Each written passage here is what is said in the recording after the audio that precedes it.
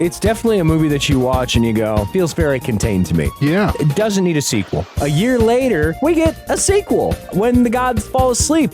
Don't think it had the level of preservation that the previous two films had, because it looks like a copy of a copy of a copy of a VHS tape that was taped off of TV, and then someone took a fucking belt sander to it. This movie is coming not from original camera negative or from an interpositive or anything like that. It's coming from the only known 35mm print in existence.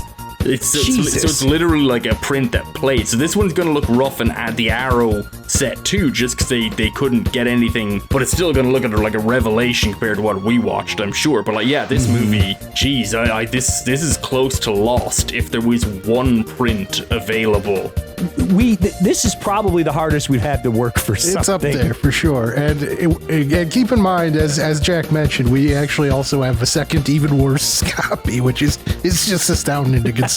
Yeah. My theory on this film as to what the hell it is, unrelated offcuts of prior Coffin Joe films, it's basically just was like, well, fuck it. We got enough here. Look, there's a parade coming through town. We'll film that.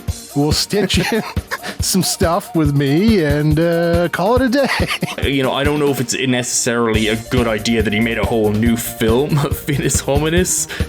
It's not profound. It doesn't read in any way meaningful. It's just like, what the fuck?